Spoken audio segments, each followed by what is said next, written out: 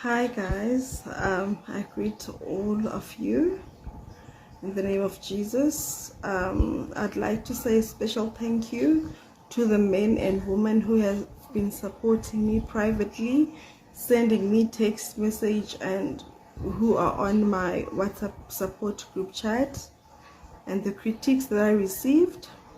Well, thank you for them as well. So this is how it started. So initially, Bongolethu Mzozo announced on Hustler's Corner that his Instagram account has been hacked and he wants someone to hack it back. And I have that capability. So I took his numbers and I told him that I can try and assist him.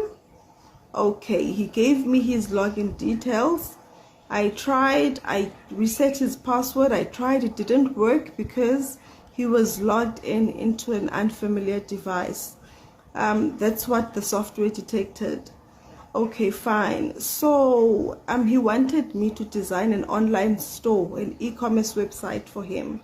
I agreed. I told him the price, and he said to me I would have to fly down to Joburg and meet his IT guy and do it from the comfort of his own home because it's very confidential information. When I got to Joburg, he booked the flights. His PA named Studla booked the flights, and I asked him who's gonna fetch me from the airport. He said one of his bodyguards. One of his bodyguards named Prosper fetched me from the airport and took me to his house in Melrose Walk. When I got there, there was no computer, there was no PC, there was no nothing for me to work on. And I asked him what's happening. He said he's in an MK Gala dinner. He's asked his IT guy to Uber courier the laptop to me, and it was getting late. I decided, you know what, it's so hot, let me take a shower and chill while waiting. So I was sitting under the aircon when Bongolethu Mzozo arrived. He stripped himself naked, like literally naked as he was born, and he said that he's been longing to touch my boobs. Remember, I'm at his premises. He's the one who booked my flights. I don't know anyone around there. I don't know what would happen if I would scream and ask for help, because clearly the man is dangerous. I'm not saying he's dangerous. He does own a firearm, but he did not point the firearm towards me.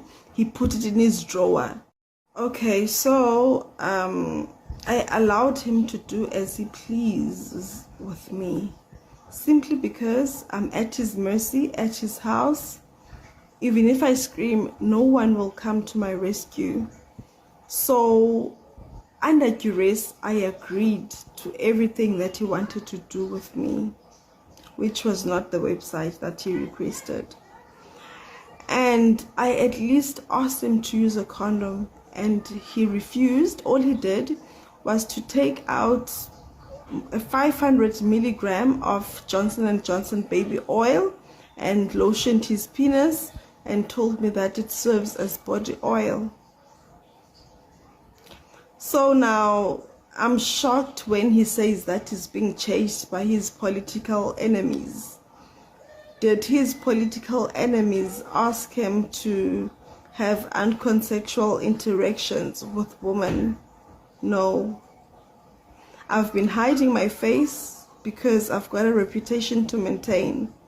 But him going live and mocking my feelings and the case that I opened against him like that was so low of him. The justice will prevail and he will see that he's not gone.